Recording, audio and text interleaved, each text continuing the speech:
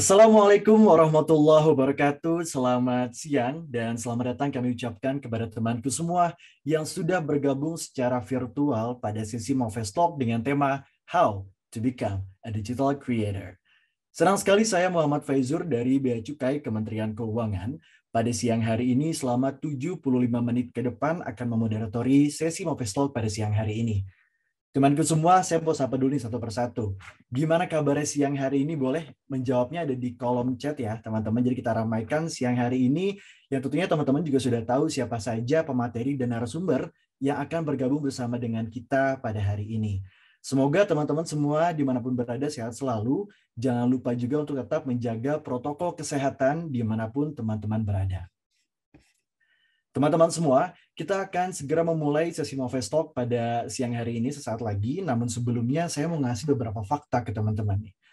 Tahu nggak sih kalau saat ini media sosial itu punya peranan yang sangat amat penting dalam proses komunikasi bagi kehidupan masyarakat modern, khususnya bagi generasi Z.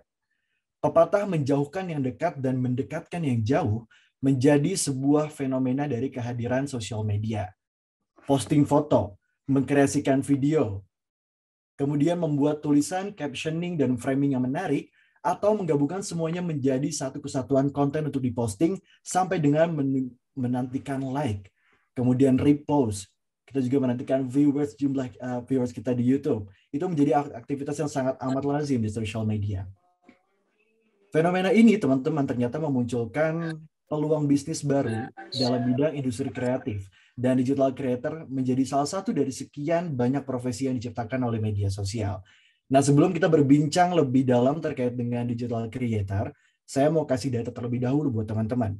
Tahu nggak sih bahwa dalam laporan terbaru yang dirilis oleh layanan manajemen konten Hootsuite dan agensi pemasaran media sosial We Are Social yang bertajuk Digital 2021, pengguna internet di Indonesia pada awal 2021 itu jumlahnya mencapai 202,6 juta jiwa. Padahal total penduduk Indonesia saat ini adalah 274,9 juta jiwa. Ini artinya penetrasi internet di Indonesia telah mencapai 73,7%. Sebuah target pangsa pasar yang besar banget di ranah pengguna digital. Nah, sebenarnya seperti apa sih dunia seorang digital creator yang disebut-sebut sebagai salah satu profesi menarik di bidang industri kreatif digital saat ini? Ada nggak sih kontribusi buat negara yang bisa kita berikan sebagai digital creator, dan juga seperti apa dukungan pemerintah yang mungkin dapat diberikan buat teman-teman yang mau berkecimpung atau masuk ke dalam bidang digital creator ini? Oleh karena itu, pada siang hari ini marilah kita jawab kegelisahan kita bersama-sama ini dengan dua pembicara yang sudah kita hadirkan di tengah-tengah ruang virtual ini. Yang pertama, ada Mada Rian Hadi, biasa disapa Kang Mada, seorang digital creator dan brand designer yang sudah ada di tengah-tengah kita. Selamat siang Kang Mada, semoga sehat-sehat selalu ya Kang. Selanjutnya adalah yang kedua Ibu Dwi Astuti yang biasa dipanggil Ibu Ewi. Beliau adalah Kasubdit Humas Direktorat P2 Humas, Direktorat Jenderal Pajak Kementerian Keuangan.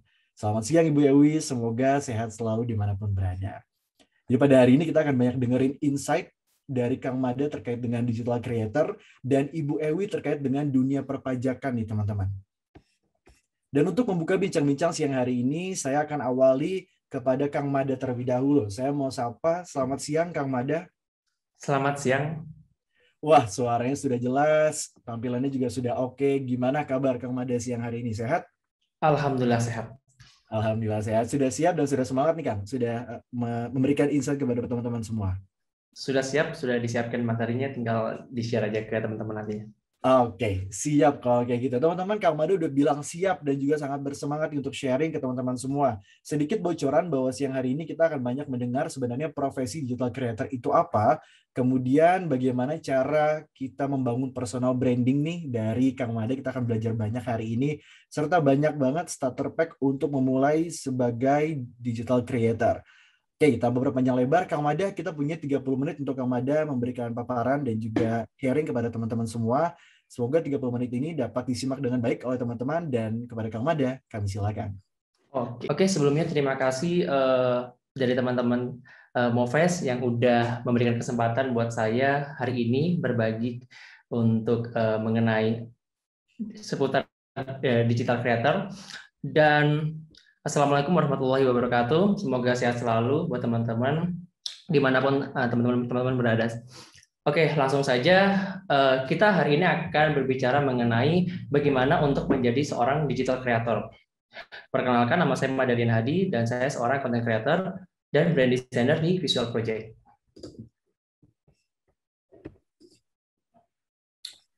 Nah, tadi tema besar hari ini yaitu The Future is Today. Benar saja, ya apa yang kita lakuin hari ini itu secara tidak langsung adalah untuk mempersiapkan diri nih untuk masa depan kita akan seperti apa. Dan apa-apa yang kita pelajari hari ini juga memberikan dampak nih yang nantinya, ya mungkin dampaknya nggak akan terasa hari ini, tapi next day ataupun bulan berikutnya ataupun beberapa tahun kemudian akan merasakan nantinya seperti itu. Dan kurang lebih seperti ini adalah pengertian dari digital creator, adalah seseorang yang mempunyai tanggung jawab ataupun responsible untuk memberikan kontribusi nih informasinya untuk ke media, lebih khususnya ke digital media. Dan sekarang ini kan mungkin di platformnya adalah di Instagram, terus kemudian di YouTube ataupun di Twitter, dan bisa aja di TikTok juga. Lalu mereka ini, seorang digital creator ini, mereka mempunyai spesifik usernya nih, mereka mempunyai audiensnya masing-masing, dan that's why mereka itu selalu punya gaya bahasa ataupun karakter ataupun keunikannya masing-masing. Sebagai contoh adalah seorang fotografer, seorang videografer, copywriter, social media manager, social media influencer. Itu adalah mungkin ada profesi-profesi lain yang berkecimpung di dunia digital, khususnya di sosial media, itu juga bisa disebut dengan digital creator. Kemudian, nah ini adalah biografi saya. Saya adalah lulusan dari punya background adalah teknik ya, lebih spesifiknya lebih ke teknik komputer.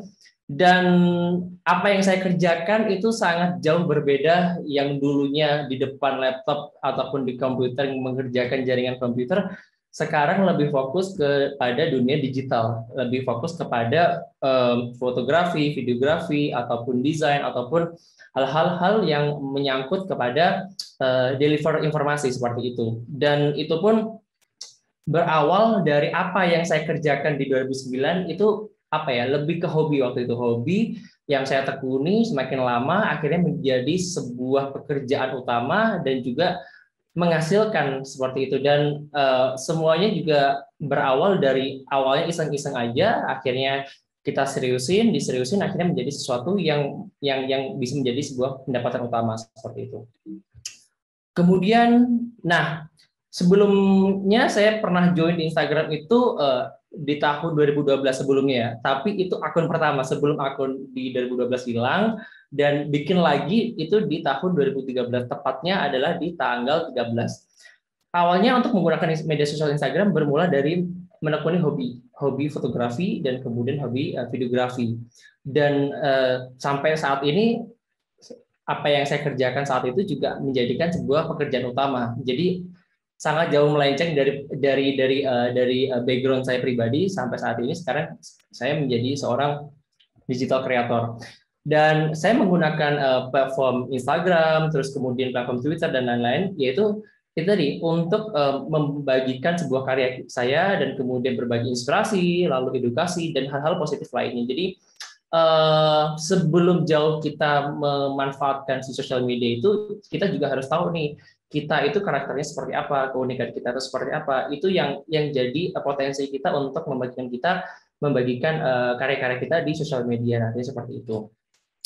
Dan ini adalah transformasi feed saya dari 2013 sampai ke 2021, sangat berbeda, bisa dibilang sangat berbeda, karena di 2013 saya domisilinya di Jawa Timur, dan kemudian waktu itu juga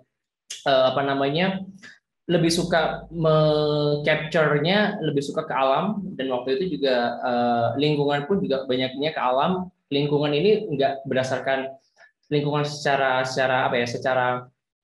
fisik, misalkan kita tinggal di mana, tapi juga pergaulan akhirnya waktu itu juga teman juga sukanya ke alam, eksplor alam, dan itu menentukan saya di tahun 2013 sampai 2015, dan kemudian berubah lagi nih di 2016, 2018 itu berubah lagi. Jadi setiap orang itu punya masanya masing-masing. Ada yang dulunya suka A, kemudian berubah lagi di tahun berikutnya, berubah suka lagi suka B. Nah, di 2016 2018 itu saya sudah mulai suka yang namanya food photography, terus ya berbau kuliner-kuliner seperti itu, berbau teknologi.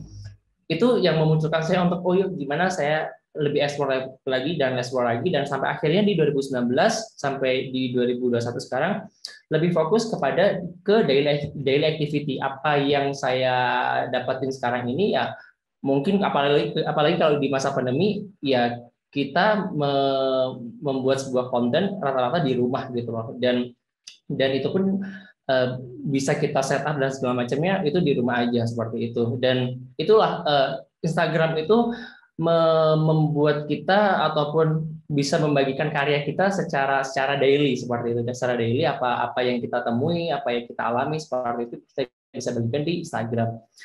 Lalu sama halnya di Instagram Stories nih. Nah, Instagram Stories mungkin teman-teman mengenal saya karena keunikan ini. Jadi di tahun 2018 itu pas boom awal-awalnya Instagram Stories, dan kemudian saya mencoba mengkreasikan, akhirnya bisa menemukan bisa mengkolase secara langsung waktu itu di tahun 2018 sampai berubah lagi nih konsep dan segala macamnya. Hal-hal tersebut apa ya, proses pembelajaran saya, dan kemudian ini adalah salah satu contoh. Waktu itu dikirimin oleh teman-teman di media keuangan semacam kalender dan segala macamnya, itu bisa kita kreasikan, bisa kita kolaborasikan nanti seperti itu sampai di tahun 2021. Itu prosesnya berbeda-beda, bermacam-macam. Yang awalnya tadi cuma Instagram Stories aja, kemudian mencoba untuk berkreasikan dengan aplikasi pihak ketiga. Jadi sebagai seorang digital creator itu berusahalah teman-teman untuk beradaptasi dengan teknologi ataupun fitur-fitur baru, entah itu di Instagram ataupun di aplikasi-aplikasi baru. Ketika teman-teman bisa mengkombinasikan itu, nantinya siapa tahu akan menjadikan sebuah inovasi baru nantinya. Dan nah, dari hal tersebut, apa yang saya dapetin, apa yang saya alami, akhirnya bisa berkolaborasi dengan berbagai macam brand, kemudian diulas oleh media-media yang ada di Indonesia sampai mendapatkan award dari Bekraf dan Kemeninfo seperti itu. Itu di tahun 2019. Pasti mungkin teman-teman ada sebuah pertanyaan, gimana sih Mas untuk mendapatkan itu semua, caranya seperti apa nih? Nah, ini caranya seperti ini. Jadi ini adalah the cycle of growth and success. Itu kemarin juga saya dapetin kalau nggak salah itu dari Amar Hitami di Medium, kurang lebih seperti ini. Itu ada dua warna, yang warna orange sama warna kuning. Nah, kalau warna orange ini bisa teman-teman dapetin learning by studying, dan kalau warna kuning ini bisa teman-teman dapetin learning by doing. Jadi kita bermula sama halnya saya juga tahun 2013. Awalnya memang kita punya handphone, terus kemudian kita gimana sih caranya bisa mengoptimalkan handphone ini? Handphone ini ada apa aja? Ketika kita install aplikasi misalkan Instagram ini isinya apa ya? Terus kemudian apa aja yang harus kita optimalkan? Jadi kita butuh yang namanya research. Dan kemudian kalau sudah tahu nih kita bisa apa dengan menggunakan handphone tersebut, kita coba nih, try. Kita coba, dan kemudian pasti ada yang namanya fail, ada namanya sukses seperti itu. Mungkin misalkan ketika kita coba ternyata oke, fotonya bagus tapi misalkan likes-nya dikit misalkan, oke, apa nih, kenapa nih, terus kemudian kita coba cari tahu, dan akhirnya misalkan ternyata seperti ini. Jadi apa yang kita bagikan di sosial media itu nggak semerta-merta apa yang kita suka, tapi juga audiensnya pun juga akan memberikan sebuah feedback nantinya gitu loh. Kita juga harus mengerti namanya audiens juga. Dari situ, dari hasil seperti itu, hasil dari ada trial dan errornya, kita akan merefleksikan sampai akhirnya kita menganalisa yang dimana ini oke untuk diupload, ini kurang tepat, ini captionnya harus seperti ini, ini warnanya segala macam seperti itu. Jadi seorang digital creator itu harus tahu posisinya kita, terus kemudian kita harus tahu audiensnya itu siapa, Jadi kita harus tahu nih, that's why Instagram itu punya yang namanya insight. Kalau teman-teman udah jadi creator ataupun business account, itu di Instagram akan ada insight, mulai dari demografinya seperti apa, usianya berapa, itu akan lebih enak kita untuk mendeliver sebuah informasi nanti seperti itu.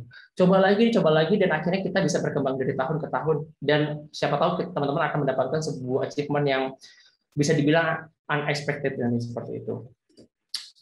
Nah, ini adalah contoh nih dari kalau nggak salah saya pernah unggah di Instagram Stories.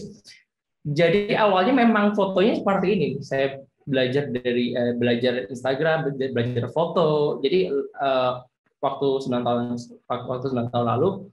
Jadi tepatnya itu di April 2012, ya memang saat itu kan saya menggunakan Galaxy Mini. Jadi Instagram itu memang eksklusif untuk di apa namanya iOS ataupun di iPhone. Jadi Instagram itu memang dikhususkan untuk iPhone, dan kalau nggak salah memang kualitasnya jauh lebih bagus daripada di Android, dan Android pun masih seperti itu.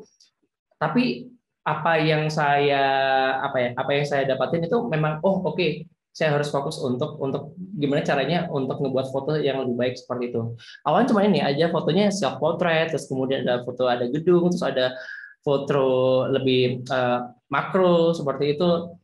Jadi teman-teman di sini semua itu berproses. Jadi nggak ada yang serba instan, tiba-tiba langsung jadi, langsung bagus seperti itu. Oke, mungkin bisa aja langsung bagus, tapi semua itu akan butuh proses, dan sampai pada akhirnya semua adalah berproses dan belajar. Jadi kita itu kalau dulu Instagram itu adalah based on community, that's why saya dulu join Instagram, bertemu dengan banyak orang, dan bertemu dan belajar dengan berbagai macam karakter teman-teman, ada yang dari videographer, ada dari fotografer, dan segala macamnya. Saya lebih banyak untuk mendapatkan sebuah insight dari mereka seperti itu, dan lama-kelamaan kita akan tahu mana ilmu yang patut kita terapin, mana yang harus kita optimalkan, dan semua akan berproses, dan coba hargai proses itu nantinya. Dan kemudian, nah ini ada sedikit case study di mana saya berproses dan belajar dan gimana caranya untuk bisa berinovasi. Yang pertama adalah ini Made with Stories. Jadi tahun 2017 waktu itu saya juga masalahnya masih iseng-iseng karena di Instagram Stories itu masih baru muncul. Gimana sih kalau Instagram Stories itu nggak kayak itu aja, ya maksudnya bisa lebih menarik lagi, terus kemudian lebih fresh lagi.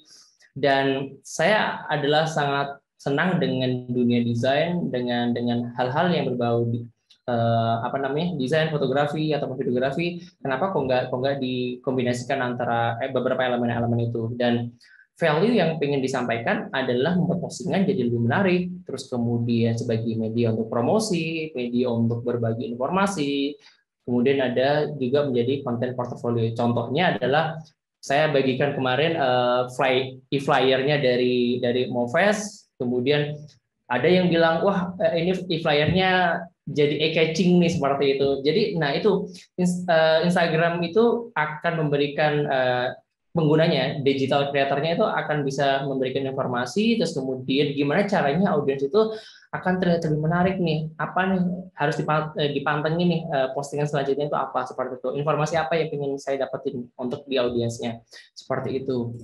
Itu di case study yang pertama. Lalu di case study yang kedua, saya juga senang untuk mengkoleksi majalah, ataupun saya melihat, saya juga dulunya juga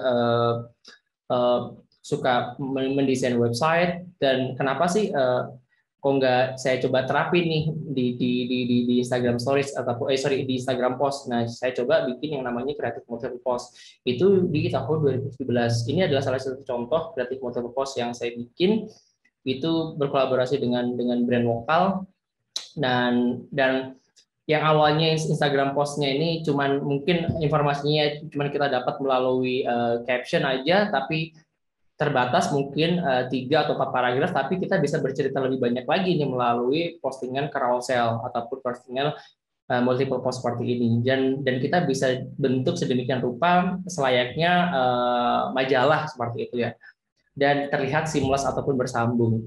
Itu ada 2 case tadi yang waktu itu apa ya namanya, kita sebagai digital creator harus tahu nih apa namanya, si trennya apa yang akan kita harus bisa bikin tren apa, tren baru apa, dan kemudian inovasinya apa segala macamnya. Itu yang akan memberikan kita membuat achievement lagi nantinya di tahun berikutnya, dan akhirnya kita bisa mencapai apa yang kita inginkan nantinya seperti itu.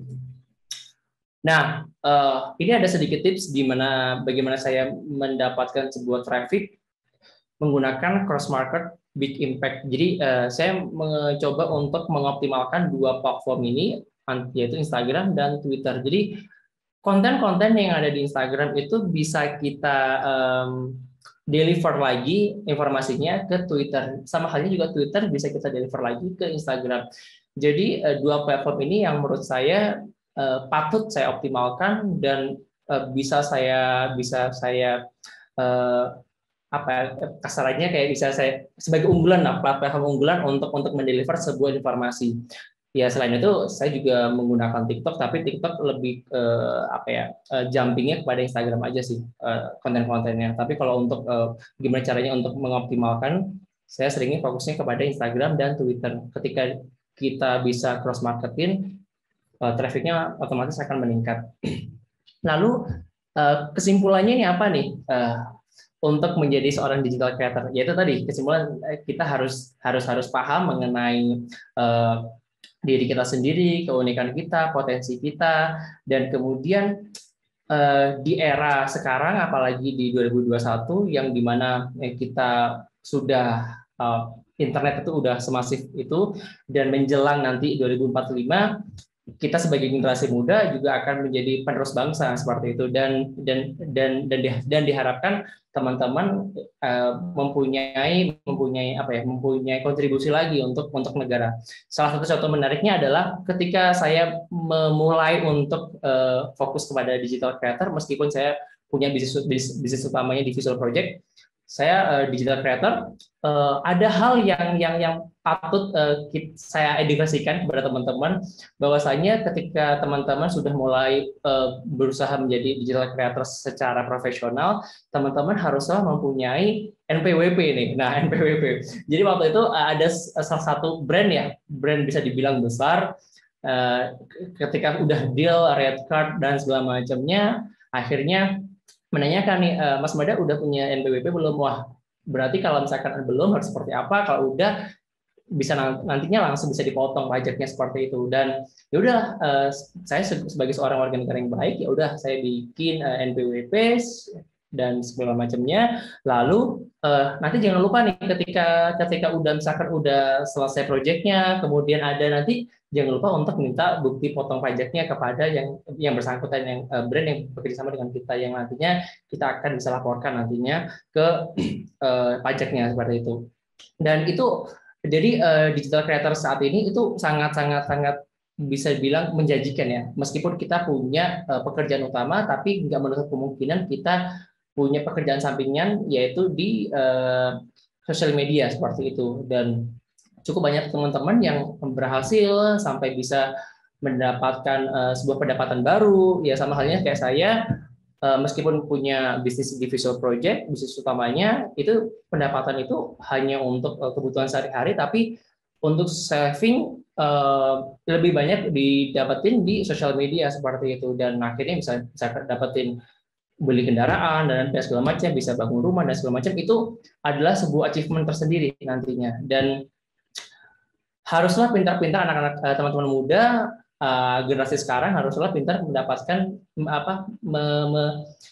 sebuah kesempatan jangan sampai hilang, apalagi sekarang itu eranya digital, eranya sosial media, dimanfaatkan lebih baik lagi. Dan jangan lupa untuk join di komunitas seperti itu. Untuk lebih jelasnya nanti soal perpajakan boleh dijelasin sama Bu Ewi nanti seperti itu. Terima kasih. Wassalamualaikum warahmatullahi wabarakatuh.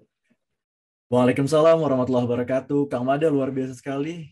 Insight-nya banyak banget dan juga sharing-nya tadi luar biasa. Ini kalau saya sendiri banyak catatan dan juga pertanyaan nih dari saya pribadi. Cuman karena ini adalah harinya teman-teman, saya Oke, nomornya nanti akan kita DM DM aja kali ya. iya, siap kamu ada boleh. Teman-teman mungkin nanti yang mau nanya kita simpan dulu ya pertanyaannya. Kita akan masukkan ke sesi pertanyaan di akhir nanti. Setelah ini, setelah prestasi dari Kang Mada, sebelumnya terima kasih ya Kang Mada ya atas pemaparan yang luar biasa baru saja kita dengarkan bareng-bareng teman-teman. Dan setelah pemaparan terkait dengan digital creator ini, kita hari ini akan mendengarkan narasumber kedua dari perspektif lain. Tadi kita sudah dijelaskan terkait dengan digital creator-nya.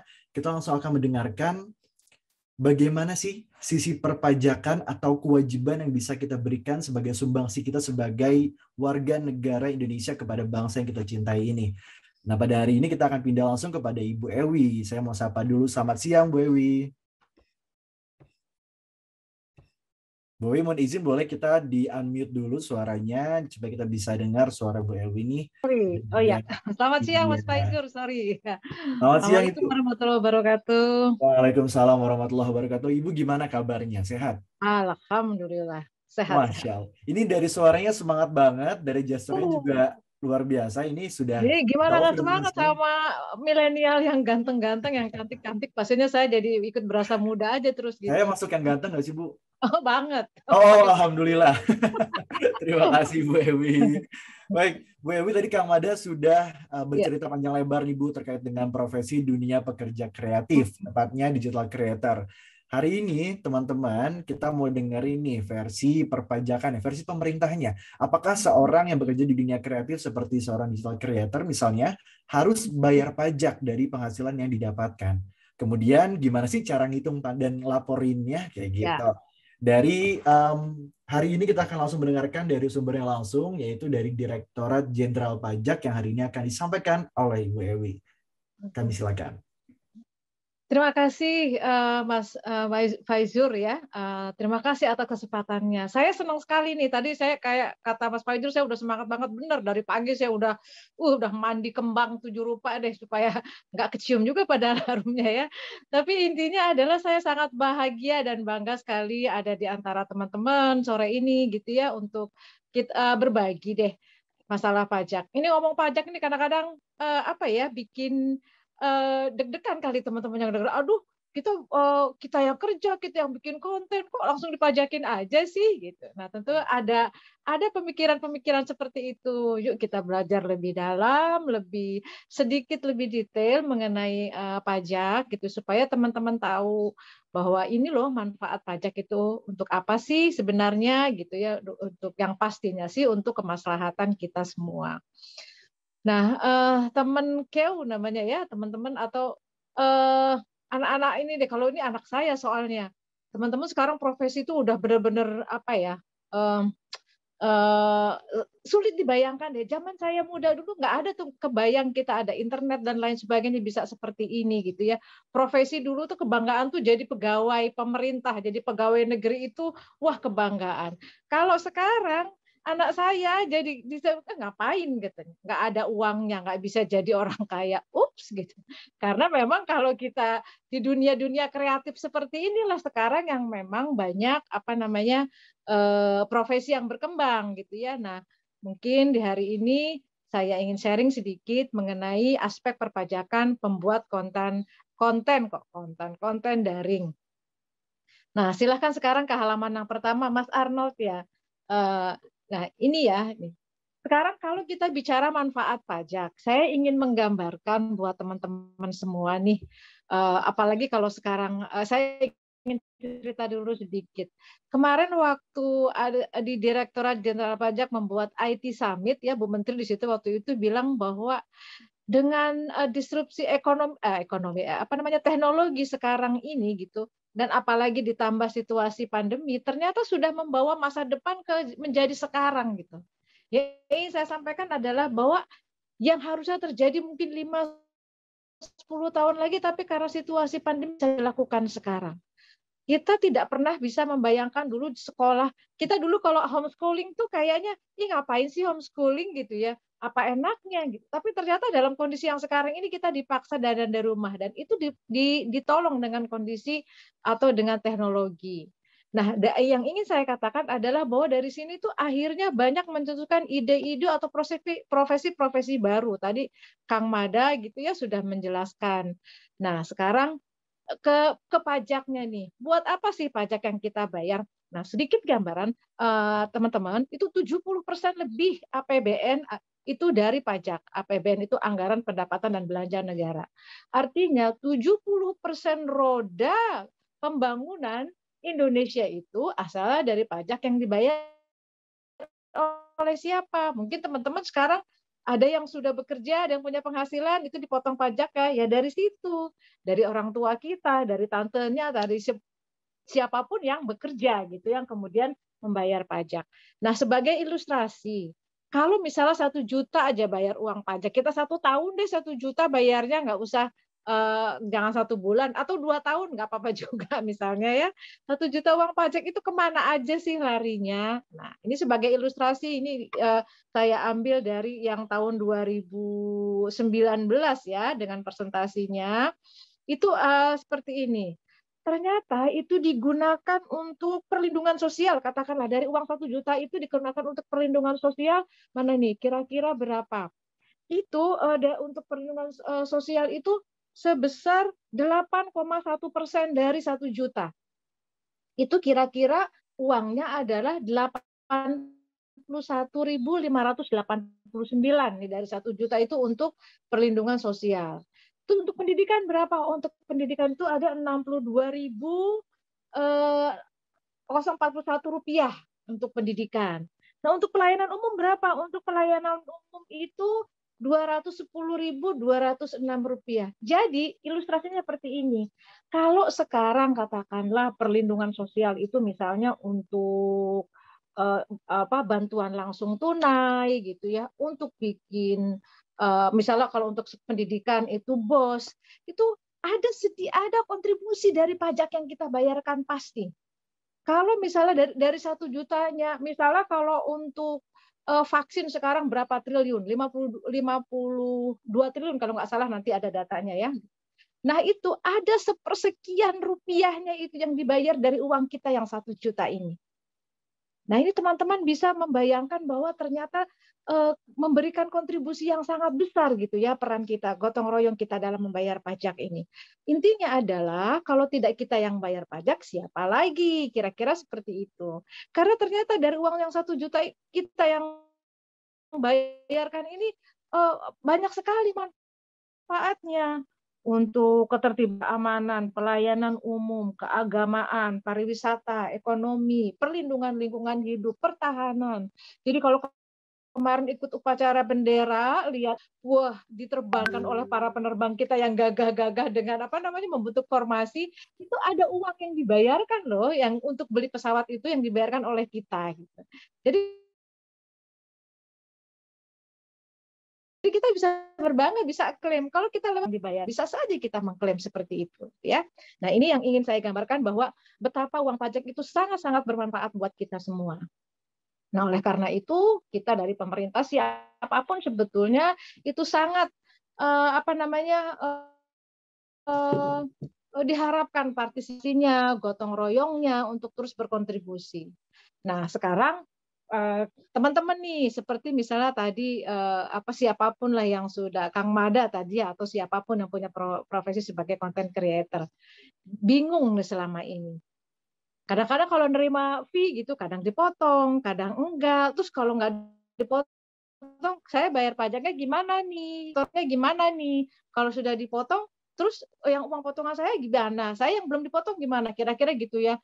Bingung apa yang harus dilakukan. Nah, sekarang saya akan secara sederhana menjelaskan kepada teman-teman semua sebetulnya apa saja yang harus dilakukan ketika kita menerima honor, menerima fee, pembayaran atau apapun.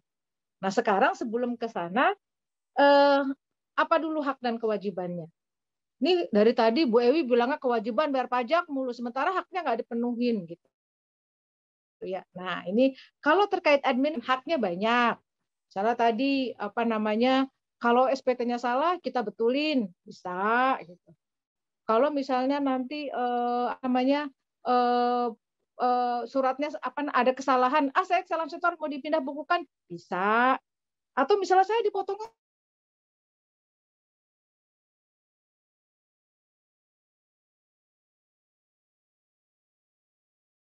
keberatan mau atau yang lain-lainnya, misalnya mendapatkan pelayanan yang adil di bidang perpajakan, itu adalah semua hak-hak dari teman-teman. Dalam yang kerangka yang lebih besar, hak kita sebagai wajib pajak adalah itu tadi, kita juga mendapatkan manfaat dari dibayarkan.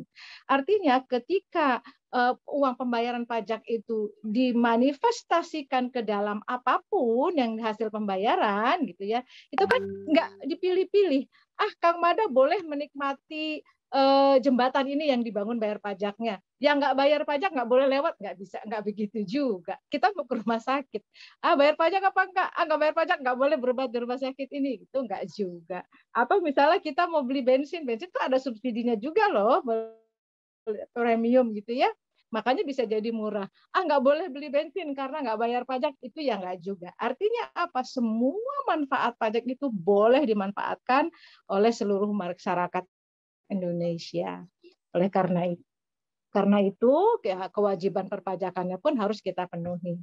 Nah, kita bicara kewajiban nih. Jadi tadi ada haknya, sekarang ada kewajibannya. Jadi kalau dalam istilah kerennya itu sekarang itu ke sistem perpajakan Indonesia itu menganut yang namanya sistem self assessment. Jadi kita itu mendaftar, menghitung, menyetor, melaporkan sendiri kewajiban perpajakan kita gitu. Bukan berarti saya nanti Bu Ewi aja deh yang menghitungkan, tidak seperti itu, bisa jadi salah. Kalau saya yang ngitungin banyak-banyakin aja deh gitu ya supaya. Nah, jadi kewajiban itu gitu ya, kewajiban untuk mendaftarkan, menghitung, menyetor dan melaporkan itu ada dalam setiap wajib pajak itu kriteria tertentu. Apa kriterianya? Ya itu tadi nih, ada nih bahwa dalam sebulan itu penghasilannya sudah melebihi 4.500.000. Kalau yang baru dapat uang saku dari orang tuanya, tapi saya sudah menjadi content creator. Nah, kalau jadi content creatornya lebih dari 4,5 juta, walaupun misalnya usianya baru 18 dan masih dapat uang saku 500.000 dari orang tuanya, karena dari content creator sudah mendapatkan penghasilan lebih dari 4,5 juta rupiah. Nah, kemudian dari itu ketika itu hitung dulu nih, kalau misalnya mendapatkan honor atau apa, itu dihitung kira-kira dalam sebulan itu, apalagi kalau misalnya kriterianya sebagai pengusaha UMKM gitu ya, itu ada ketentuannya tuh, itu 0,5% final. Tapi kalau teman-teman content creator itu biasanya dipotong menggunakan formulir PPh pasal 21 yang nantinya ketika di akhir tahun itu diperhitungkan kembali seluruh pajak-pajak yang sudah dibayar. Nanti kita akan sampai ke sana untuk cara menghitungnya ya. Nah, sekarang setor. Nah, setornya kemana? Tadi dibilang ada pertanyaannya tadi, harusnya saya duluan ya. Kalau saya duluan tadi itu pasti Kahutnya menang semua nih, juaranya nih gitu ya. Kemana kebayar? Kantor pajak? Bukan kantor pajak. Kantor saya tetap dan teman-teman bekerja. Tadi tempatnya Kak Nesya bekerja, kita nggak nerima setoran pajak. Nanti kalau setornya ke kantor saya, dipakai beli uang jajan deh gitu ya. Nah, setornya kemana? Ke bank, bisa ke kantor pos, bisa melalui merchant online. Nah, kalau ke bank tuh ada kode billingnya, ada tata caranya, nanti juga akan saya sampaikan. Artinya apa? Kalaupun misalnya bayar ke bank, nanti diambil banknya. Enggak juga, kan ada kode billing, itu langsung masuk ke pemerintah, real time ya, jadi jangan khawatir. Nah, lapornya gimana? Ibu, bagaimana saya tahu bahwa pajak saya benar perhitungannya, bagaimana nanti cara pelaporannya, itu juga dihitung. Bu, nggak bisa, gampang, ada e-filing sekarang. Tadi sudah disebutkan bahwa salah satu hak di bidang administrasi wajib pajak adalah mendapatkan pelayanan. Nah, oleh karena itu, untuk menghitung, untuk menyetor, untuk lapor, bahkan untuk daftar sekarang gampang banget, udah tinggal klik gini. Nggak takut kehujanan, nggak takut itu. Kalau disimak Instagramnya Direktorat Jenderal Pajak ya, buruan ini sekalian promosi nih. follow dong IG-nya DJP atau Twitter-nya atau FB-nya. Itu banyak sekali informasi-informasi di sana sehingga teman-teman bisa update terus terkait informasi perpajakan. Nah, sekarang kalau mau daftar gimana? Yang gampang tuh kayak apa sih nih? Daftar. Nah, daftar ini siapa yang harus wajib daftar? Next, itu adalah yang disebut subjek pajak. Siapa subjek pajak? Kalau dalam profesi ini, ya misalnya antara lain, ada desain grafis, ada fotografer, ada videografer, ada desain situs, terus apapun lah profesi-profesi yang terkait ini yang mendapatkan penghasilan. Ada Telegramnya, ada YouTubernya, ada web developernya, ada web programmer. Intinya semua profesi yang dari penghasilan atau dari profesi yang dilakukan ini atau pelaku industri kreatif ini mendapatkan remunerasi atau mendapatkan income. Dan ketika income-nya melebihi tadi 4,5 juta per bulan, maka harus daftar. Daftarnya kemana? Kalau zaman generasi saya bilangnya gampil, ya. Kalau sekarang apa tuh istilahnya? Saya nggak tahu. Saya nggak tahu istilahnya. Kalau dulu mah gampil, gancrit katanya itu ya, gampil, gancrit. Nah, langsung aja daring ke HTTPS gitu ya, irekpajak.go.id atau ke KPP juga boleh langsung nanti didaftarkan di sana. Secara online juga gampang. Nanti bukti NPWP-nya bisa yang dalam bentuk elektronik. Kita sudah keren juga nanti. Kalau mau di print, datang ke KPP, print dan free of charge, gratis. Jadi kalau dimintain uang itu jangan mau. Kata Bu Ewi gratis, bilangin saya aduin sama Bu Ewi loh, gitu nggak apa-apa, bilang aja ya. Kalau misalnya ternyata nanti pelayanannya dimintain uang, karena semua pelayanan di kantor pajak itu tidak dipungut biaya. Next. Nah, pendaftarannya? Syarat pendaftaran ribet banget sih. Cuma salinan KTP, fotokopi KTP, dan alamat email atau alamat surat elektroniknya supaya nanti gampang ketika mau melaporkan kewajiban perpajakannya secara elektronik melalui fasilitas e-filing.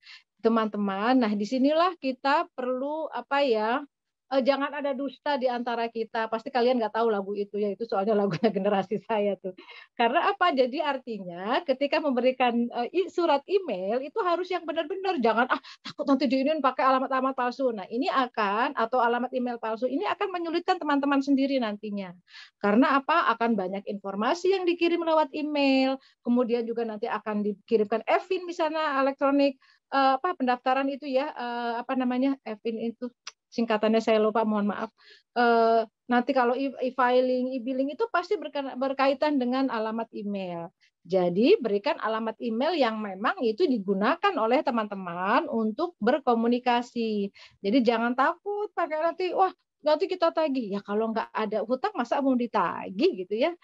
Nanti diperiksa. Lah kalau memang benar kenapa mesti takut gitu. Tapi pemeriksaan pajak itu alasannya harus benar-benar valid lah. Kalau teman-teman sudah memenuhi perpajakannya, saya jamin jangan takut ya. Oke. Kemudian sekarang apa yang jadi objeknya nih sekarang? Next-nya. Nah, gimana cara kita menghitungnya? Nah, hitung ini berkaitan dengan objeknya. Apa sih yang yang menjadi dasar penghitung?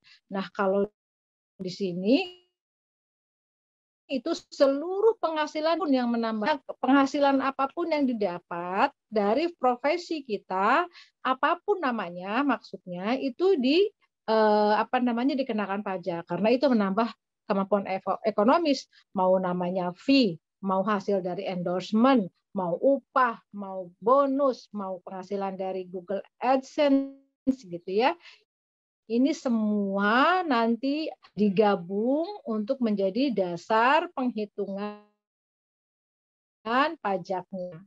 Nah, gimana gini? Kalau kamu omsetnya di bawah 4,8 setahun, itu 4,8 miliar maksud saya setahun, itu cuma 0,5%. Jadi nah caranya gimana? Ya setiap bulan berapa sih penghasilannya? Misalnya bulan ini 500.000, 0,persennya berapa? Bulan depan 5 juta, 0,5%-nya berapa? Dipotongnya gitu ya. Nanti bulan depannya lagi ada 15 juta, di bulan depannya lagi ada 200 juta, maka itu akan tetap 0,5% diakumulasi sepanjang dalam setahun omsetnya di bawah 4,8 miliar. Saya mau pura-pura kecil, pura-pura 3 miliar aja deh. Gak apa-apa gitu ya. Tapi itu pertanggungjawabannya sama yang di atas. Malu dong pakai fasilitas yang dikasih pemerintah gitu ya. Kalau nanti sembunyi-sembunyi. Oke. Next. Nah, yang nextnya, kalau ternyata Bu, alhamdulillah rezeki mah nggak ketuker, rezeki anak soleh. Ternyata gitu ya, saya itu kayak Kang Mada misalnya, waduh sebagai YouTuber, sebagai itu followernya banyak banget, sehingga kemudian penghasilannya bisa lebih dari 4,8 setahun. Jadi sultan deh gitu ya. Nah itu gimana supaya pembayaran pajaknya? Nah, pembayaran pajaknya tentunya sudah tidak fair lagi dong kalau pakai yang tarif 0,5%. Karena kan kalau bayar pajak itu kan pay as you earn nih. Bayarlah sesuai dengan yang kamu dapatkan. Intinya kalau memang di atas 4,8 M setahun, maka kemudian tarif pajaknya itu menggunakan pasal 17 Undang-Undang KUP gitu. Nanti sampai dengan 250 juta berapa, di atas 500 juta berapa, dan seterusnya ada tarif berlapis. Dan kamu wajib menyelenggarakan pembukuan supaya nggak lupa. Bu, saya mah apal di sini luar kepala. Itu mah kalau penghasilannya cuma 200 juta sebulan apal ya. Kalau sudah di atas MM-an mah nggak hafal lah. Dibuat pembukuan yang bagus gitu ya, supaya apa? Supaya nanti ketahuan sebetulnya kewajiban saya itu berapa sih. Manfaatnya pasti buat teman-teman sendiri gitu kalau itu dicatat. Dan nanti kalau sudah di atas 4,8 itu wajib dikukuhkan sebagai pengusaha kena pajak. Karena kalau sudah di atas 4,8 setahun mah sudah jadi bos atau ya sudah pengusaha nih judulnya gitu. Dan ini kalau sudah judulnya sudah pengusaha tentunya beda hak dan kewajiban perpajakannya, dalam artian tentunya teman-teman bisa berbuat lebih banyak, bisa menolong lebih banyak, bisa berbagi lebih banyak, kan omsetnya juga udah banyak, termasuk berbagi kepada pemerintah gitu ya untuk mengisi pundi-pundi APBN, tentunya sesuai dengan pendapatannya dan sesuai dengan. Nah, terus ada pertanyaan lagi nih, saya masuk nanya sama diri sendiri nih, sebelum ditanya saya jawab dulu. Gimana sih kalau saya kan kadang-kadang sebagai content creator namanya freelancer nih, saya misalnya dalam sebulan klien saya ada klien saya ada 10. Ke sini saya bikin content creator, ke sana saya bikin konten yang lain, ke sini saya dapat endorse dan lain seterusnya. Jadi dari situ punya penghasilan tiap bulannya, ada yang 5 juta, ada yang 10 juta, ada yang 20 juta, ada yang 200 juta. Nah, dari penghasilan itu udah dipotong nih Bu pajaknya. Nah, pastikan kamu minta bukti potongnya dan simpan. Ya, untuk nanti bukti pelaporan. Karena apa? Ini untuk menunjukkan pajak-pajak yang dipotong ini nanti akan mengurangi jumlah kewajiban pajak di akhir tahun. Kalau misalnya setelah dihitung kembali jumlah pajak saya itu yang harus dibayar 200 juta, lah gening banyak gitu ya. Bari kaget. Kaget gitu, shock. Aduh, kenapa jadi 500 juta kewajiban saya dengan pajak saya yang seperti apa, penghasilan saya yang ternyata banyak gitu. Nah, ternyata sudah pernah dipotong pajak, ada yang 2 juta, ada yang 5 juta, ada yang 10 juta, itu dikumpulkan semuanya dan mengurangi yang 500 juta itu. Setelah dikurangin, alhamdulillah ternyata yang dibayar tinggal 2 juta misalnya, tinggal 5 juta. Maka itulah yang dibayarkan. Atau ternyata yang dipotongnya lebih banyak. Yang dipotong saya udah 50 juta nih, ternyata kewajiban saya cuma 40 juta. Yang 10 juta seperti apa? Dikembalikan oleh negara karena kewajibannya cuma 40 juta. Fair ya? Iya, fair. Terus saya dikatakan pay as you earn. Jadi kita tidak akan memotong lebih, tidak akan meminta lagi, tetapi memang sesuai yang dihasilkan. Oke, next-nya nih. Nah, ini ada simulasi. Ibu dari tadi sama bingung gitu. Sekarang simulasinya seperti apa? Nah, ini kita simulasikan. Nah, Ada yang namanya Revinda, seorang desainer grafis mendapat beberapa penghasilan di tahun 2019. Tadi sudah saya katakan ya. Tadi bulan Mei 2019 dapat fee. Habis bikin poster nih, bikin piagam, bikin kaos, Bang Bingbung katanya. Pokoknya dapat banyak-banyak deh sampai terkumpullah 20 juta dan dipotong PPh pasal 21-nya 500.000. Oke. Kemudian bulan Juli dapat lagi nih. Dapat dari pencairan pembuatan logo, dapat lagi 80 juta. Lupa nggak dipotong PPh-nya atau memang nggak sengaja gitu ya, belum dipotong PPh-nya. Nah, kemudian bulan Desember dia dapat lagi dari endorsement-nya. Berapa? 6 juta. Bingung deh. Aduh, berapa ya yang harus dibayar gitu. Coba kita lihat nih ininya. Nah, dari itu gitu, yang harus dibayar penghasilan Revinda adalah sebagai berikut. Next-nya, Mas, supaya teman-teman. Nah, oke. Ya. Jadi bulan Mei ketika Revinda menyetor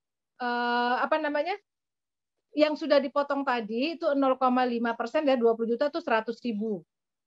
Ini sebetulnya kan kewajibannya seperti ini ya, walaupun tadi dipotongnya katakanlah tadi dipotongnya 500.000 nih dipotongnya, tetapi sebetulnya secara kewajiban itu cuma 0,5% kali 20 juta, berarti sebetulnya bulan Mei wajib setornya final itu adalah 100.000.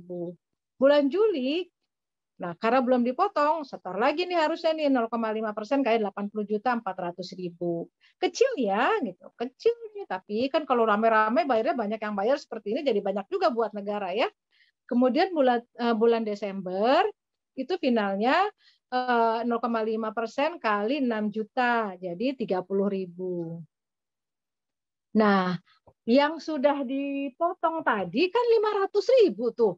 Kok saya kewajiban saya padahal cuma 100 sama 100.000, saya bayar 400.000 yang tadi Bang Bingbung tadi ya. Kemudian yang terhutang lainnya adalah 400.000 dan 30.000. Jadi kalau di total kewajiban saya dari seluruh penghasilan Revinda itu adalah 530.000. Terus saya sudah ada yang dipotong 500.000. Gimana dong nih? Revinda bingung. Enggak usah bingung karena gitu ya. Nanti dikembalikan lebihnya. Tapi kemudian tadi kan ada yang belum disetor nih. Gimana cara setornya? Ini next-nya. Gimana cara setornya tadi yang belum dipotong? Kan ada yang tadi tidak dipotong, berarti harus setor sendiri. Ingat, tadi saya katakan self-assessment. Nah, pertama, untuk menyetor itu harus bikin dulu kode e-billing-nya supaya apa? Supaya terverifikasi bahwa itu adalah pembayaran dari Revinda atau pembayaran dari teman-teman. Jadi nggak salah gitu ya. Nah, masuk aja ke DJP online, ada cara bikin kode e-billing-nya seperti apa. Atau datang ke KPP minta dibuatin, boleh. Lewat SMS bisa. Ke customer service Bank Persepsi bisa, ke kirim pajak 1.500-200 bisa juga, banyak sekali ininya. Sekarang ada aplikasi M-Pajak. Nah ini lupa ya tadi saya lupa menyebutkan. Coba di-download aplikasi M-Pajak, itu juga bisa bikin kode e-billing dari situ.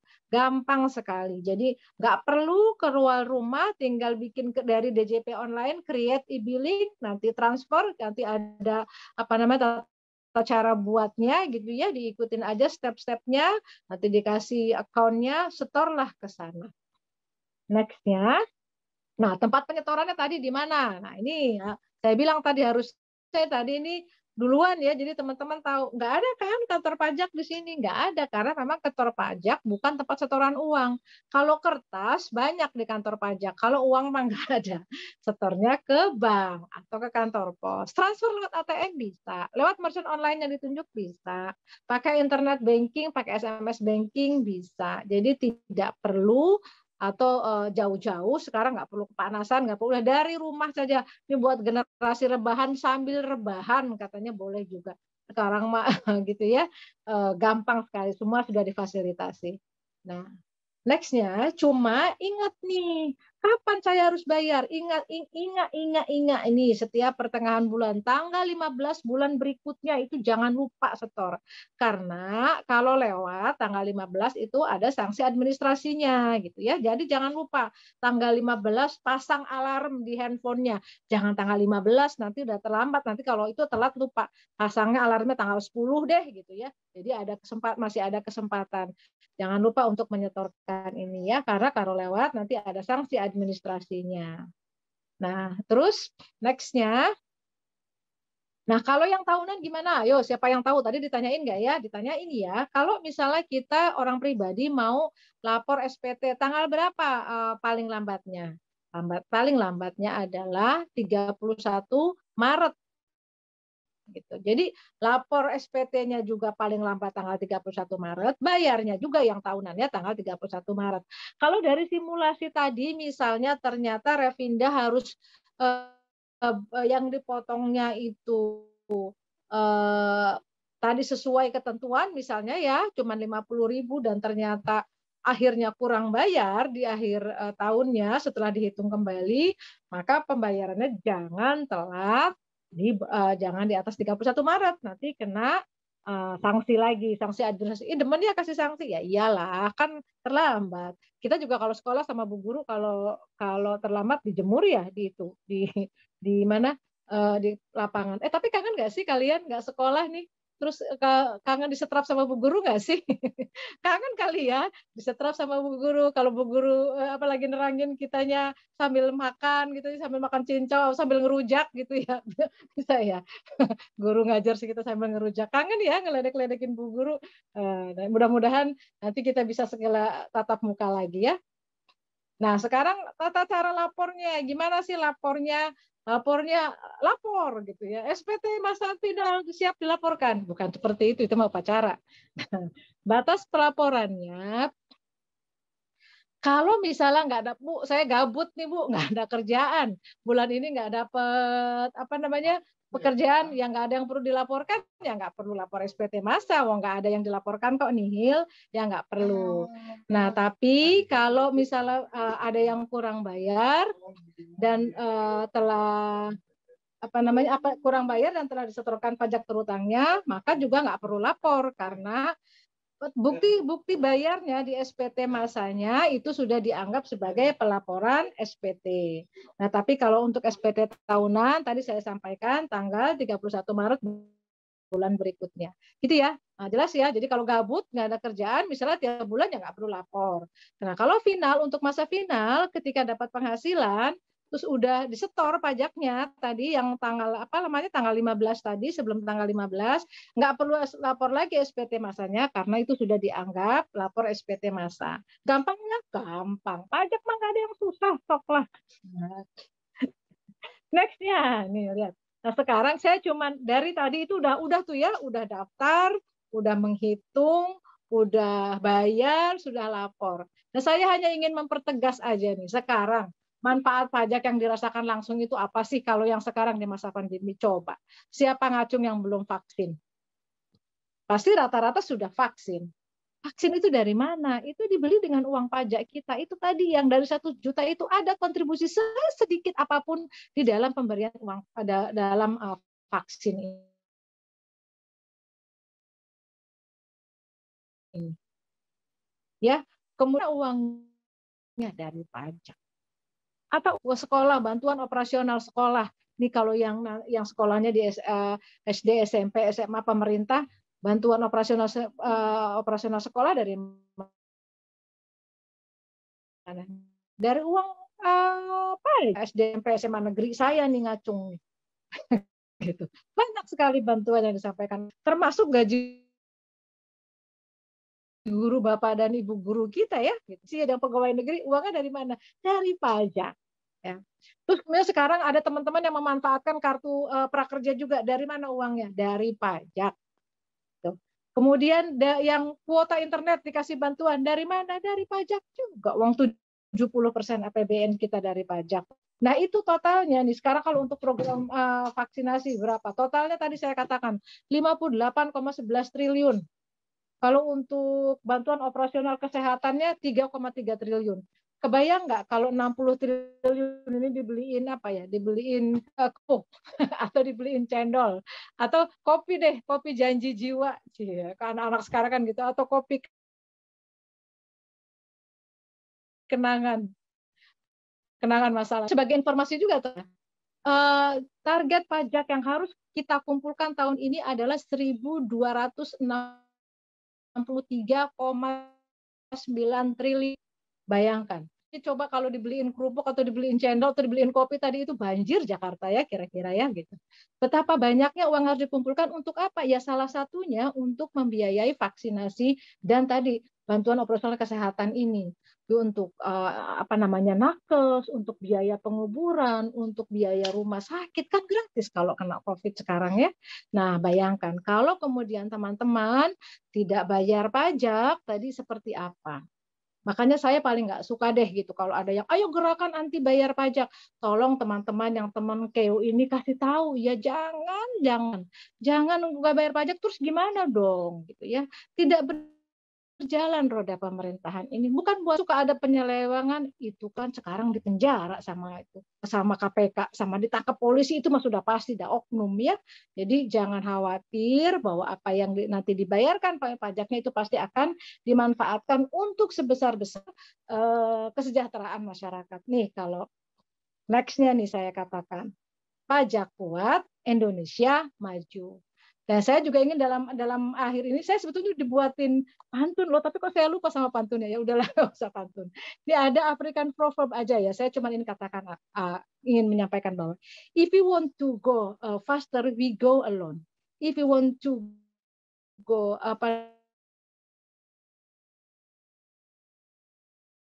farther sendirian kita bisa, tapi kalau kita mau mencapai lebih jauh, kita harus maju bersama-sama. Intinya kita memang harus bergotong royong untuk membangun bangsa dan negara ini. Nah, itulah Mas Faizur yang bisa saya sampaikan atas waktu. Terima kasih Bu Ewi atas pemaparan yang sudah sangat jelas nih terkait dengan kontribusi pajak kita sebagai warga negara Indonesia. Baik kita sebagai pekerja di pemerintahan maupun sebagai pekerja di swasta maupun sebagai digital creator tadi seperti ceritanya Kang Manda. Nah, kalau ngomongin pajak teman-teman pasti nggak asing nih sama agen-agen atau admin-admin sosmed pajak yang suka nyelidiki orang-orang yang suka pamer harta di sosmed ya Bu ya. Nah, ini banyak banget yang akhirnya kegap sama admin-admin sosmed pajak bahwa punya penghasilan sekitar 1 triliun atau punya tabungan 1 miliar. Nah, itu teman-teman juga sebenarnya bukan malah jadi takut ya, tapi lebih ke concern bahwa ternyata ada kewajiban yang mungkin belum saya tunaikan nih untuk negara saya kayak gitu. Baik, teman-teman dan juga seluruh peserta yang hari ini sudah berada di ruang virtual, kita akan memasuki sesi tanya jawab setelah mendengarkan pemaparan yang cukup jelas dari Kang Mada dan juga Bu Ewi tadi. Jadi teman-teman yang mau memberikan pertanyaan akan saya kasih tata caranya nih. Yang pertama adalah ketika ingin memberikan pertanyaan, kami persilakan seluruh teman-teman untuk menggunakan fitur raise hand. Fitur raise hand ini tersedia di bawah teman-teman semua. Ada di fitur partisipan atau di fitur yang ada di bawah dekat reactions itu teman-teman bisa langsung klik dan nanti kita akan pilih salah satu atau dua orang penanya yang beruntung untuk menanyakan langsung kepada kedua narasumber kita. Kayak gitu. Oke, ini sudah ada beberapa penanya yang menggunakan fitur raise hand. Ini boleh saya pilih terlebih dahulu. Yang pertama adalah atas nama Alvan Ali. Selamat siang Mas Alvan Ali. Boleh kita di-unmute dulu suaranya, masih belum terdengar. Apakah sudah masuk? Sudah cukup jelas. Silakan. Mas Ali mau nanya dengan saya ingin siapa dan langsung bertanya ke Mas Mada. Boleh, silakan. Oh ya kan sekarang kan mulai banyak ya Mas ya, anak-anak muda yang mulai jadi konten kreator di Instagram. Nah, gimana sih caranya biar kita itu beda sama konten kreator yang lain seperti itu? Mungkin bisa disebutkan. Oke, thank you Mas Alvan pertanyaannya. Ini terkait dengan personal branding nih, Kang Mada ya. Oke, langsung aku jawab. Jadi kalau bilang beda sih, maksudnya beda 100% tuh rada susah ya, maksudnya rada susah. Tapi kalau teman-teman sebentar.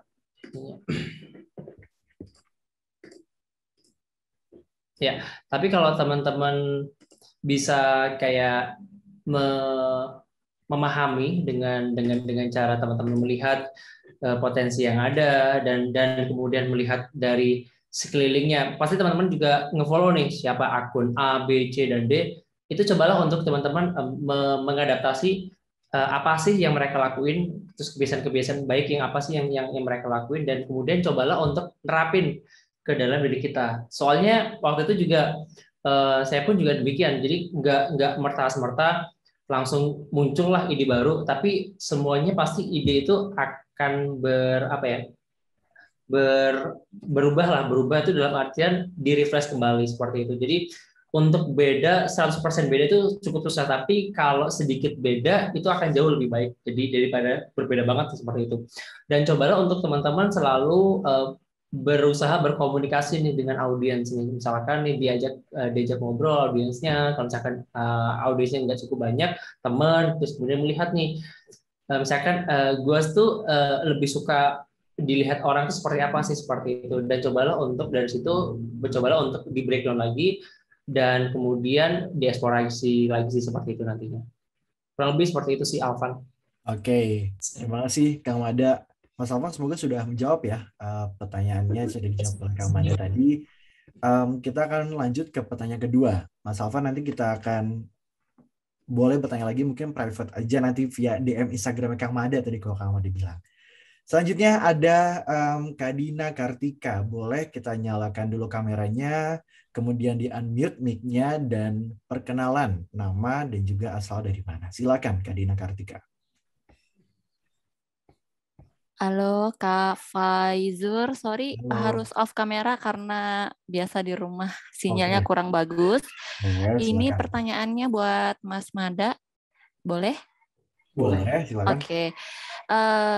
Saya kebetulan follower Mas Mada dari tahun 2018, sehingga cukup mengikuti beliau untuk berbagai informasi yang di-share melalui Instagram.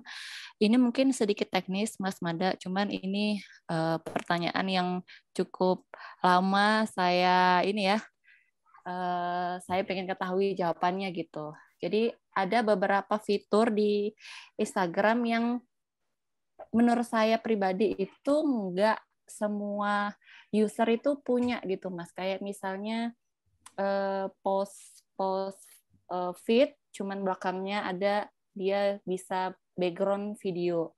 Terus ataupun yang kita biasanya kalau di Twitter itu kayak ada Twitter Story itu bisa langsung share ke Instagram Stories yang dia frame-nya agak cenderung oval itu. Nah, itu saya rasa itu nggak semua fitur itu ada di semua user. Nah, apakah memang itu tidak untuk semua user atau hanya yang memang sudah centang biru atau seperti apa?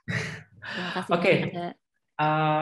Menarik sih pertanyaannya. Jadi memang di Instagram itu kan selalu berkembang ya. Maksudnya berkembang di sini akan selalu update, di mana fitur-fiturnya yang awalnya dulu cuman iPhone aja akhirnya bisa Android, terus kemudian tadinya cuman bisa upload di foto video di feed-nya, terus kemudian sekarang bisa di stories, sekarang tambah lagi Reels. Itu pun perlahan akan nggak usah dibedain antara ini akun verified ataupun akun apa. Ini yang pasti itu adalah setiap user itu punya fitur-fitur yang berbeda-beda. Ada yang masuk, kalau nggak salah waktu itu saya juga pernah masuk ke dalam betanya Instagram. Maksudnya beta itu ketika ada si Instagram ada updatean baru, itu yang user betanya itu dimasukin dulu, dicobain dulu, pasti ada bug-nya atau seperti apa. Semahanya kayak dulu Reels teman-teman belum dapat, waktu itu saya juga dapat duluan dan akhirnya nyobain, oh ternyata seperti ini Reels baru, teman-teman secara masif akhirnya dapatin itu semua. Dan sebagai contoh ada salah satu teman saya juga kemarin mendapatkan sebuah fitur yang saya gunakan itu sebenarnya manual. Jadi manual, jadi kayak misalkan kita nge-research thumbnail si postingan, kemudian di background-nya ada foto, itu manual ya, maksudnya saya placement itu secara manual. Tapi ada teman yang udah dapat fiturnya, jadi si fiturnya itu udah bisa kita ganti background dan udah bisa langsung nge-research apa konten-konten apa yang ada di Instagram. Itu sangat memungkinkan. Itu pun dia di Android.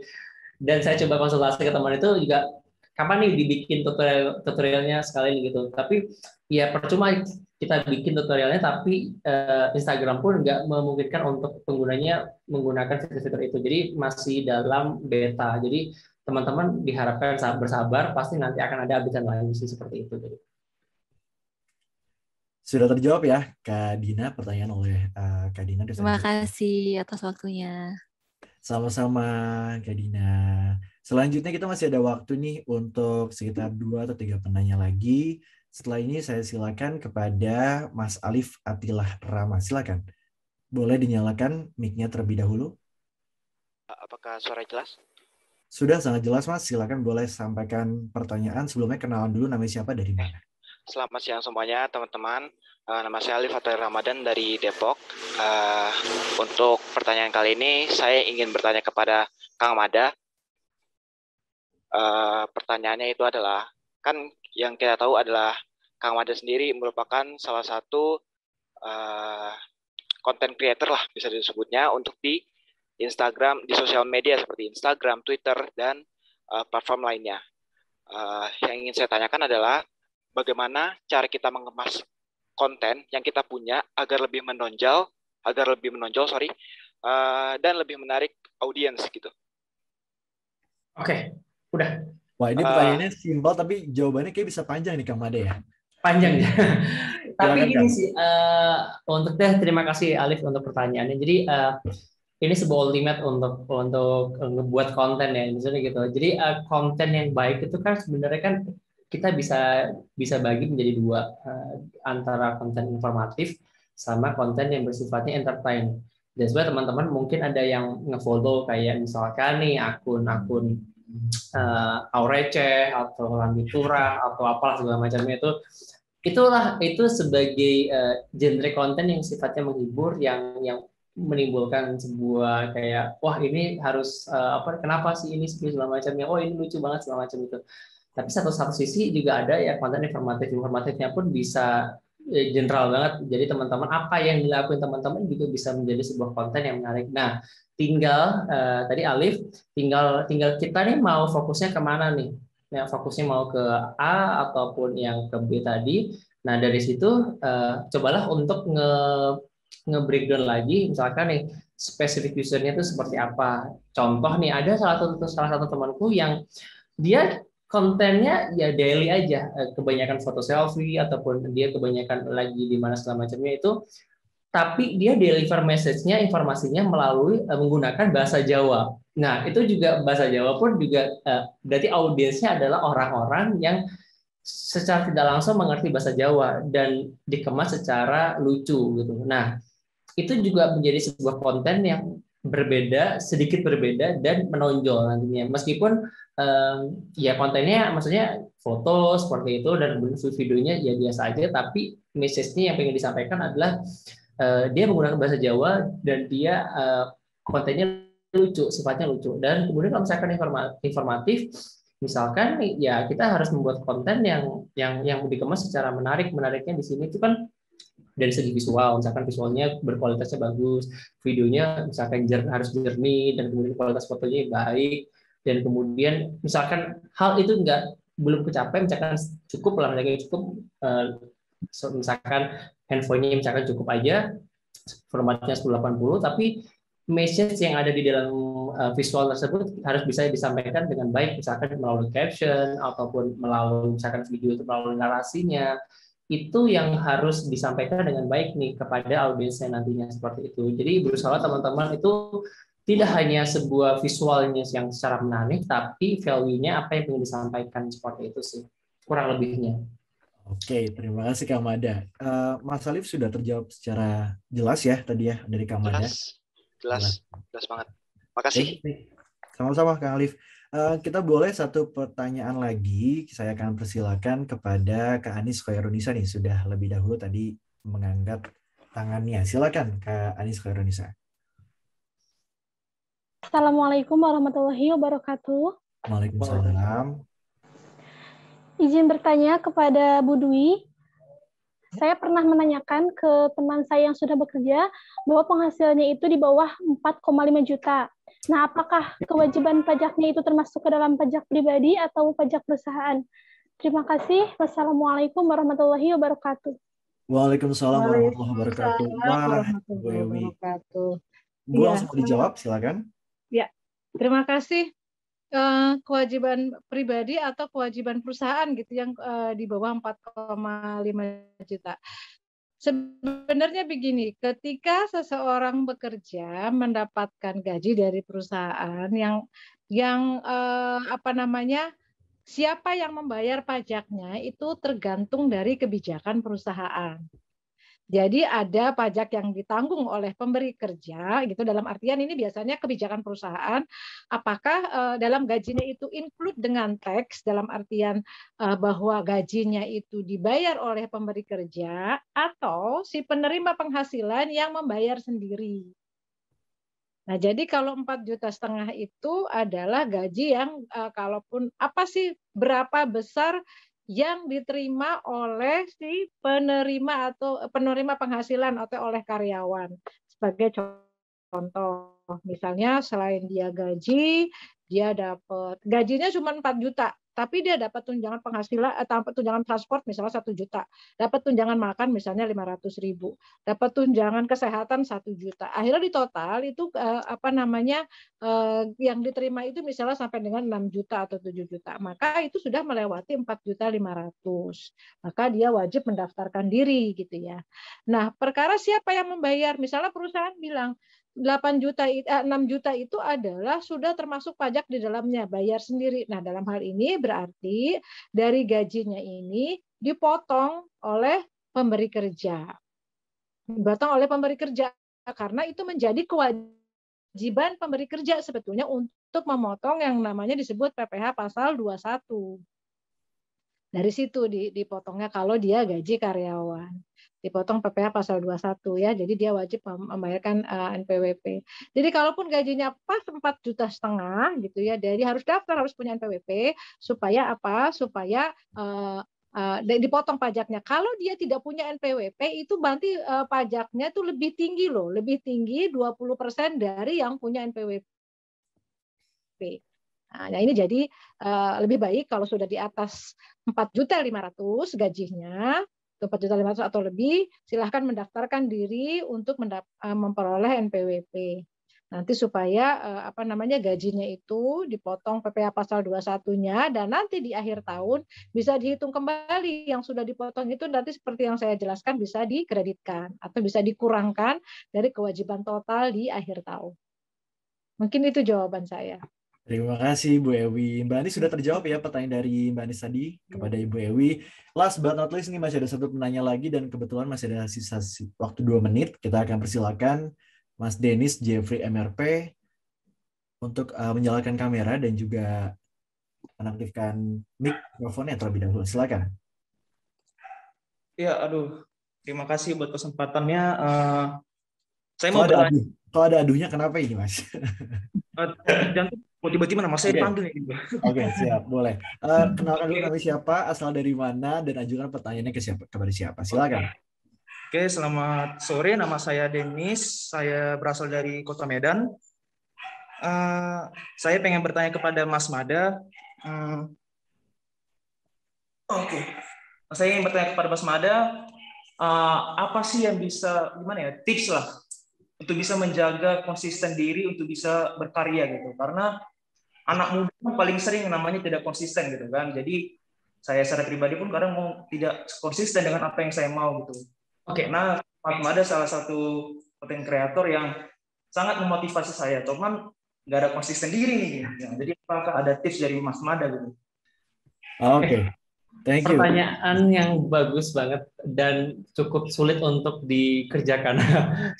Jadi memang kita dewasa ini, apalagi khususnya teman-teman yang bergelut di dunia digital, itu konsistensi adalah hal yang paling utama sih sebenarnya. Dan saya pun juga mengalami hal demikian, apalagi waktu itu juga mengalami masa quarter life crisis yang dimana di usia 25 harus memilih bekerja sesuai background kah, ataukah lebih fokus kepada hobi yang akhirnya menjadi sebuah pekerjaan utama seperti itu. Dan kemudian akhirnya ya kita harus bisa membuat goals, membuat milestone-nya teman-teman sendiri. Jadi misalkan sebagai contoh, misalkan di tahun ini waktu itu saya juga berusaha untuk di tahun tersebut saya harus bisa berusaha untuk membeli sebuah kamera misalkan. Meskipun kamera yang saya beli waktu itu juga masih kamera second waktu itu. Tapi dari situ saya berusaha untuk konsisten apa yang saya kerjakan. Dalam artian ini konsisten di sini adalah memperbaiki kualitas dari ilmu pengetahuan mengenai fotografi waktu itu. Waktu itu fotografinya menggunakan handphone. Dari situ dulu saya kan konsisten untuk si handphone ini kira-kira bisa diapain lagi sih seperti itu, sampai pada akhirnya bisa dioptimalkan dan mendapatkan sebuah pendapatan dari situ akhirnya achieve nih beli kamera, meskipun waktu itu kamera second. Nah, jadi teman-teman tuh harus mempunyai set your own goals. Jadi berusaha untuk di tahun ini saya pengen apa, di tahun ke depan berusaha apa. Nggak harus materi, tapi bisa jadi sebuah knowledge ataupun jadi sebuah acuan diri untuk mendapatkan sebuah achievement nantinya seperti itu. Jadi Dennis berusaha untuk membuat goals-nya nanti seperti itu. Misalkan 2021 pengennya apa nih misalkan ya. 2021 pengennya foto saya difitur oleh misalkan ya kayak salah satu teman saya di Kementerian Keuangan, ya salah satu fotonya difitur oleh Apple misalkan. Itu sebuah achievement, dan dari situ akhirnya kita berusaha untuk kalau dari situ akhirnya saya berusaha untuk gimana caranya bisa masuk exhibition-nya di Apple misalkan seperti itu. Nah, itulah yang bikin kita selalu konsisten untuk mendapatkan ataupun memperbaiki sebuah kualitasnya kita nantinya seperti itu sih. Semangat Dennis. Wah, terima kasih Kang Madan, dan juga sudah terjawab juga ini. Itu pertanyaan saya juga tadi Mas Dennis. Jadi terima kasih sudah diwakilkan ya. Oke. Pastinya pertanyaan banyak dari teman-teman juga yang sama. Namun teman-teman semua dan juga Kang Mada, Bu Ewi, terima kasih banyak sudah mengikuti acara pada hari ini. Karena keterbatasan waktu kita tidak bisa mengakomodasi semua pertanyaan lagi. Jadi semoga bisa ketemu lagi nih di lain kesempatan yang jauh lebih baik daripada hari ini. Semoga apa yang disampaikan oleh Kang Mada dan juga Bu Ewi tadi dapat diambil semua baik-baiknya dan kita dapat aplikasikan, di-share ke teman-teman dan juga keluarga yang ada di rumah. Dan setelah ini terima kasih juga untuk narasumber kita Kang Mada, Bu Ewi. Terima kasih sudah menyempatkan waktu untuk bergabung dan sharing banyak banget pengalaman, inspirasi, pengetahuan, insight kepada seluruh peserta Road to Movefest hari ini. Kalau misalnya setelah ini Kang Mada dan juga Bu Ewi ada tugas yang ingin dikerjakan, kami perkenankan untuk meninggalkan acara. Kang Mada, Bu Ewi, terima kasih banyak. Saya ada pertanyaan untuk Bu Ewi sebenarnya. Kang Mada, ini sebenarnya kita mau ngasih waktu Kang Mada, tapi waktunya ini kebetulan mohon izin sudah habis. Bu Ewi, Kang Mada. Boleh Japri deh, boleh Japri. Oke, Bu Ewi. Tiga aja boleh ya setelah ini ya. Jangan lupa follow itu ya, IG, FB, Twitternya DJP ya. Nanti biar sama-sama kita berbagi itu. Terima kasih. Terima kasih Bu Ewi, terima kasih Kang Mada. Boleh setelah ini kami silakan untuk melanjutkan aktivitas kembali. Dan teman-teman semua, sebelum kita menutup acara Movefest Talk di sesi ini, saya mau kembali mengingatkan dan mengajak teman-teman yang belum melakukan registrasi Komunita untuk segera bergabung dengan mendaftarkan diri pada tautan bit.ly/komunita Kemenko yang ada di kolom chat. Jangan lupa juga untuk menyebarkan informasi ini kepada teman-teman dan juga keluarga yang ada di rumah. Dan saya, Muhammad Faizur, mohon undur diri dari ruang virtual temanku semua. Mohon maaf apabila ada salah kata, kurang lebihnya mohon maaf. Wassalamualaikum warahmatullahi wabarakatuh. Selamat bergabung di ruang utama Road to Movefest 2021.